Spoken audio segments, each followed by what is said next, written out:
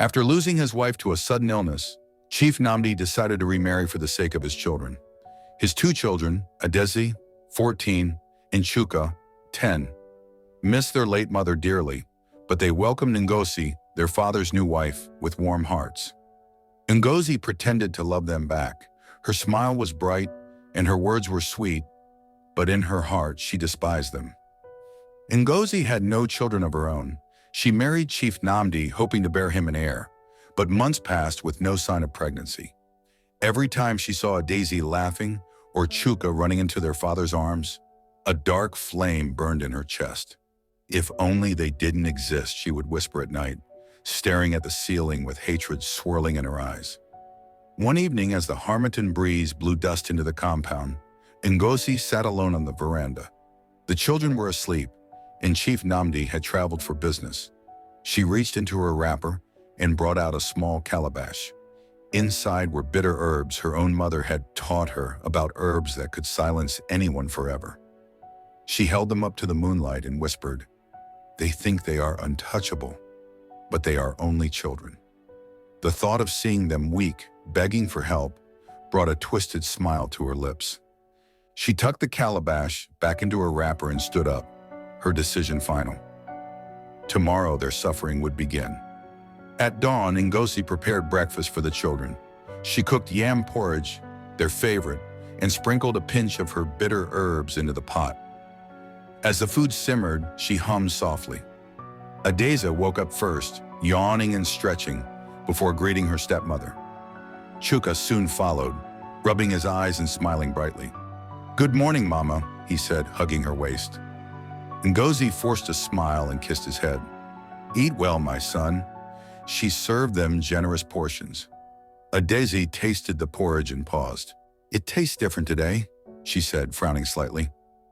Ngozi's heart skipped, but she quickly replied, "I added a special spice to make it sweeter."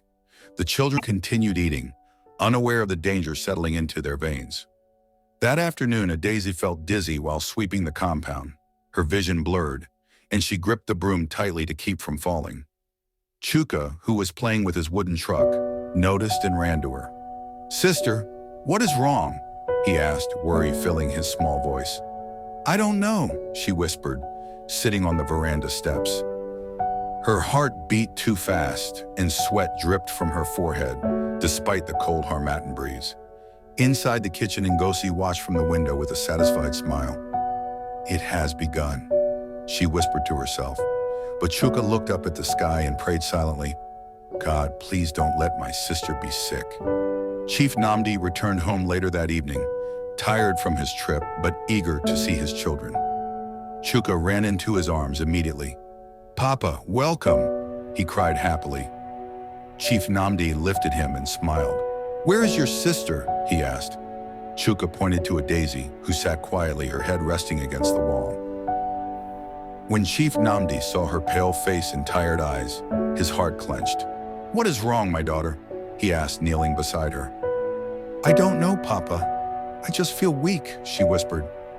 He turned to Ngozi, eyes filled with concern. "What happened to her while I was gone?" he asked. Ngozi shrugged casually. Maybe she caught a cold, but deep inside she laughed at how easily her lies flowed. That night, Adaeze lay in bed trembling. Her stomach burned and her throat felt tight. She cried quietly so she wouldn't wake Chuka, who slept soundly beside her. In the next room, Ngozi listened to her soft cries and closed her eyes with satisfaction. "Soon you will leave this world, and your father will only have me," she thought. Meanwhile, Chief Nnamdi tossed on his bed, restless with worry. He rose before dawn and went to Adaeze's room. When he saw her curled up, clutching her stomach, his heart broke. He gently woke her and carried her to his car. "We are going to the hospital now," he said firmly. Ngozi's eyes widened as she watched them leave, fear pricking her chest. At the hospital, the doctor examined Adaeze and ran several tests. Hours later, he called Chief Nnamdi into his office. "Your daughter has been poisoned," he said quietly. Chief Nnamdi froze, his knees almost giving way. "Poisoned," he repeated, disbelief washing over him. "Yes, it's a slow-acting poison. Whoever is giving it to her wants her to die painfully, the doctor explained. Chief Nnamdi's hands trembled as rage and confusion battled within him. Who could do such a thing to his innocent child? He called Chuka and hugged him tightly. "No one will hurt you and your sister again," he whispered, tears streaming down his face. Chief Nnamdi returned home with Adaeze, who was given medicine to flush out the poison. She was weak but alive. Ngozi welcomed them with a concerned expression, hiding her racing heart. "What did the doctor say?" she asked sweetly. Chief Nnamdi looked at her long and hard before replying. "He said it was food poisoning." That night he lay awake thinking. Ngozi had been the one cooking for the children since their mother died. He remembered how she always insisted on serving them herself. A dark suspicion began to grow in his mind, but he pushed it away. She wouldn't, or would she? He whispered to the silent room. That night, Adaeze dreamed of her late mother. She saw her standing under the mango tree, dressed in white, her smile sad but loving. "Mama," she whispered, running to her. Her mother knelt and held her face gently. "My child, be careful. Evil walks in your home," she said softly. Adaeze woke up with tears on her cheeks. She sat up and whispered a prayer. "God, protect us from whoever wants to harm us." In the next room, Ngozi tossed and turned, haunted by nightmares of blood and shadows pulling at her feet. Deep down, she felt her wickedness stirring spirits she could not see. Early the next morning, Chief Nnamdi visited an old herbalist in the neighboring village. He explained Adeeze's illness in the doctor's words. The herbalist listened carefully and nodded. "Your child was poisoned with bitter herbs mixed in food," he said, shaking his cowrie-filled rattle over a clay bowl. "The person lives under your roof." Chief Nnamdi felt the ground shift beneath his feet. "How do I protect my children?" he asked, his voice trembling. The herbalist handed him a small gourd of cleansing potion. "Let her drink this daily for 7 days and watch everyone who feeds her. The guilty one will reveal themselves through fear." Chief Nnamdi thanked him and left, determined to save his children at all cost. That evening, Chief Nnamdi gave Adaeze the herbal potion before dinner. Ngozi watched from the kitchen doorway, her heart pounding. "What is that?" she asked casually. "Medicine to cleanse her stomach," Chief Nnamdi replied without looking at her. He then served dinner himself, placing the food before Adaeze and Chuka with shaking hands. Ngozi sat quietly, her appetite gone. The children ate slowly, and Adaeze felt the burning in her chest ease slightly. Chuka giggled and said, "Papa's food is nice too." Ngozi forced a laugh, but her fingers dug into her wrapper. She realized then that Chief Nnamdi was suspecting something, and fear began to coil around her like a hungry snake. That night after prayers, Chuka knelt by Adeeze's bed and whispered, "God, please don't let sister die. Please don't let anyone hurt her again." Adaeze smiled weakly and ruffled his hair. "Don't worry, little one. God is watching over us." In his room, Chief Nnamdi listened to their soft voices and felt tears prick his eyes. Meanwhile, Ngozi sat on the veranda staring at the moon. Her plan was failing, and now her own freedom was threatened. "I have to finish what I started before he finds out," she muttered under her breath. The wind blew cold against her face as if warning her of a punishment far greater than she imagined. The next morning, Ngozi woke up with only one thought: to finish Adaeze before Chief Nnamdi exposed her. She mixed a stronger dose of the herbs into Adeeze's pap, stirring carefully to dissolve every grain. As she walked towards Adeeze's room, her hands trembled slightly, but she steadied herself. "This ends today," she whispered. She entered and saw Adaeze sleeping peacefully. For a brief moment, guilt washed over her, but jealousy quickly drowned it. She woke her gently. "Here, my child, drink this before your father wakes up," she said softly. Adaeze yawned and took the cup, sipping it slowly while Ngozi watched every swallow with cold, hateful eyes. Just as Adaeze finished drinking, Chief Nnamdi walked in. He froze, staring at Ngozi and the empty cup in Adeeze's hands. "What did you give her?" he asked sharply. Ngozi smiled thinly. "Pap, she was hungry." Chief Nnamdi walked over, picked up the cup, and sniffed it. The bitter smell of herbs burned his nostrils. He turned to her, eyes blazing. "So it is you," he whispered. Ngozi tried to speak, but words failed her. Adaeze began coughing violently, clutching her stomach in pain. Chief Nnamdi grabbed Ngozi's arm roughly. "If she dies, I swear you will not live to see tomorrow," he thundered as he carried Adaeze out of the room. News spread quickly through the village that Ngozi had poisoned her stepdaughter. Women gathered at the gate, cursing her name.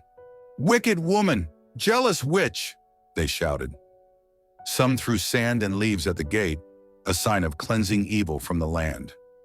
Ngozi sat in her room, trembling as their voices rang in her ears. Meanwhile, Chief Nnamdi drove to the hospital, tears blurring his vision. Adaeze lay limp in the back seat, her breathing shallow. "Stay with me, my daughter. Stay with me," he cried desperately. At the hospital, nurses rushed to take her in while Chief Nnamdi fell to his knees, praying with all his might for her life to be spared. For 2 days, Adaeze lay in a hospital bed, drifting between life and death. Chuka stayed by her side, refusing to eat or sleep. Chief Nnamdi watched over them both, his heart breaking with every beep of the machine. Doctors worked tirelessly to cleanse her blood of the poison that threatened to silence her forever.